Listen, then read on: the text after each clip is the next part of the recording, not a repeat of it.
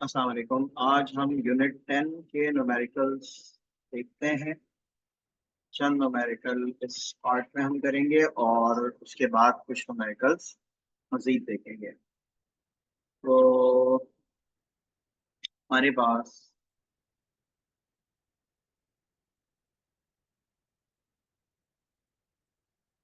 पहला न्यूमेरिकल है, यहाँ वो है numerical number 1। The storage battery of a car has an EMF of 12 volt. EMF आपको दी हुई है 12 volt and if the internal resistance of the battery is 0.5 ohms, 0.5 ohm की इंटरनल रेजिस्टेंस है, इसको हम स्मॉल आर से लिखते हैं। What is the maximum current that can be drawn from the battery. Maximum current जो इन्होंने कहा है, ये याद रखिएगा, ये जब होता है, करंट हमें मालूम करना है, और ये जब होता है जब लोड रेजिस्टेंस जीरो हो। मैक्सिमम करंट उस वक्त होता है जब लोड रेजिस्टेंस जीरो। तो ये बात याद रखने की है, यानी आपको ये कंडीशन दी हुई है।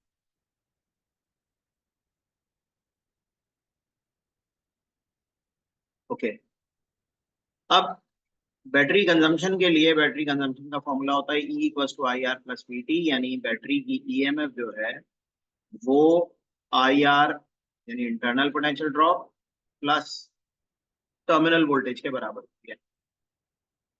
तो अगर एक्सटर्नल रेजिस्टेंस यानी लोड जीरो है तो टर्मिनल वोल्टेज भी क्या हो जाएगा, जीरो हो जाएगा। तो आपके पास ये पूरा फैक्टर जीरो हो जाएगा, इसकी जगह जीरो आ गया, सिर्फ आपके पास E equal to I R बचा।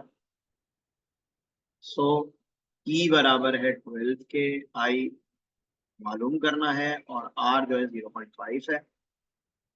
0.5 मल्टीप्लाई हो रहा है, नीचे जाके डिवाइड हो जाएगा। तो you will have I equal to 24 ampere. इस तरह आपके पास 24 एम्पेयर यहाँ मैक्सिमम करंट ड्रॉ होगा। ओके, इसी तरह हमारे पास सेकेंड जो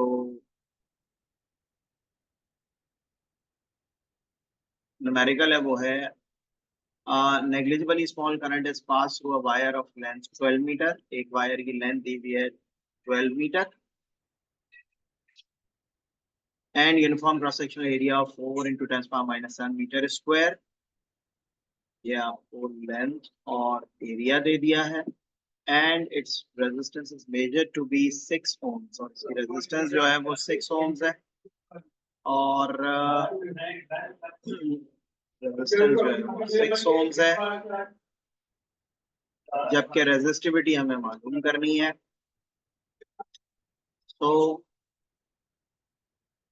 R equals to rho L upon A, ये रेजिस्टिविटी का फॉर्मूला है। तो ए यहाँ डिवाइड हो रहा है, ऊपर जाके मल्टीप्लाई हो जाएगा, आर ए अपॉन एल हो जाएगा। एल मल्टीप्लाई हो रहा है, नीचे आके डिवाइड हो गया, रो की वैल्यू आ गई, यानी रेजिस्टिविटी की वैल्यू आ गई हमारे पास। रेजिस्टिविटी आ गई आर ए अपॉन एल।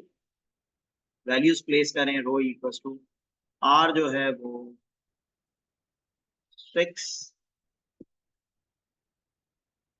और एरिया जो है वो 4 × 10⁻⁷ है, जबकि लेंथ जो है वो 12 है। तो जब आप इसे सॉल्व करेंगे you will have the answer के 6 मल्टीप्लाइड बाय 4 × 10⁻⁷ डिवाइडेड बाय 12। तो ये आपके पास वैल्यू आ जाएगी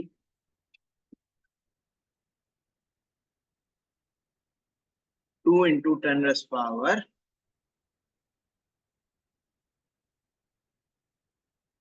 -7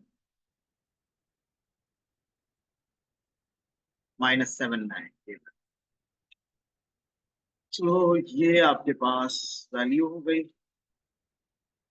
रेजिस्टिविटी की, और इसकी यूनिट होती है ओम मीटर।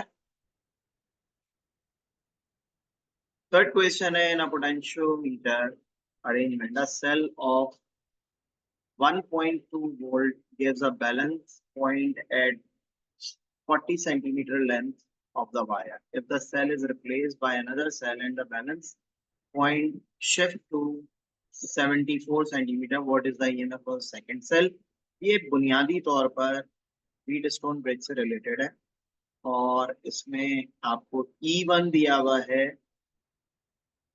1.2 वोल्ट, यानी पहली वोल्टेज पहली ईएमएफ आपको 1.2 वोल्ट दी हुई है।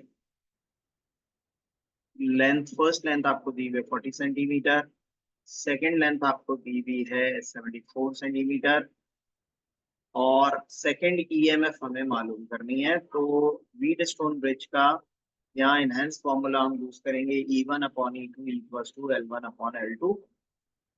E2 बराबर हो जाएगा जनाब, यहाँ E2 डिवाइड हो रहा है पर जाके मल्टीप्लाई हो गया, L2 डिवाइड हो रहा है पर जाके मल्टीप्लाई हो गया, L1 मल्टीप्लाई हो रहा है नीचे जाके डिवाइड हो जाएगा।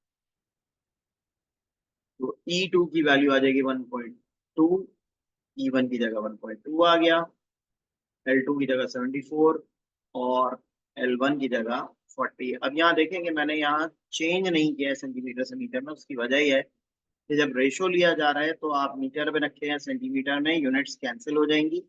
उस कैंसिलेशन से बचने के लिए यहाँ ये काम किया जा रहा है, यानी कैंसिल जब हो ही रही है यूनिट तो आपको मजीद कन्वर्जन करने की जरूरत नहीं है। जब आप सॉल्व करेंगे तो you will have the answer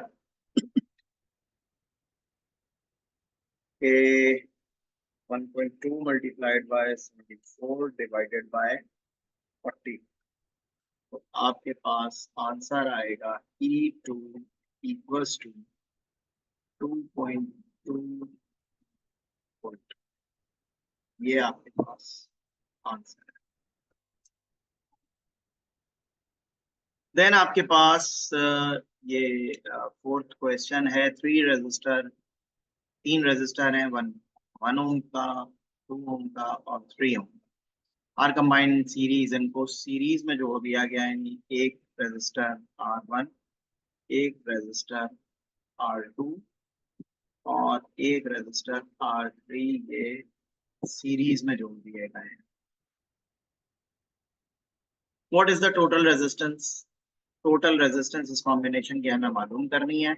if the combination is connected to a battery of 24 volt EMF, अगर इसको एक बैटरी से जोड़ दिया जाए जिसके वोल्टेज 24 वोल्ट है,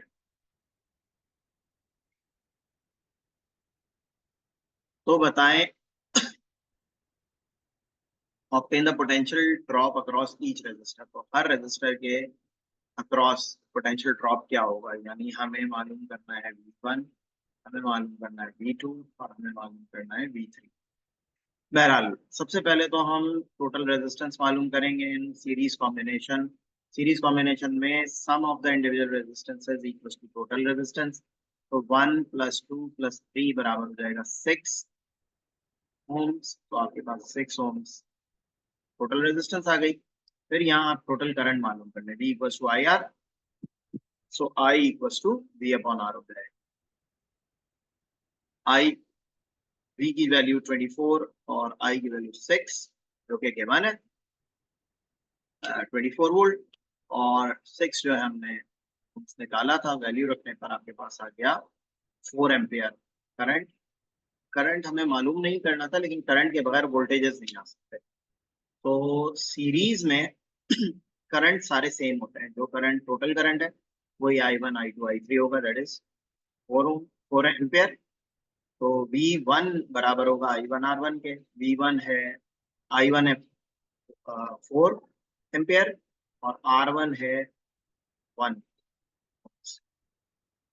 तो आपके पास 4 × 1 4 वोल्ट हो जाएगा। तो V1 की वैल्यू आ गई 4 वोल्ट।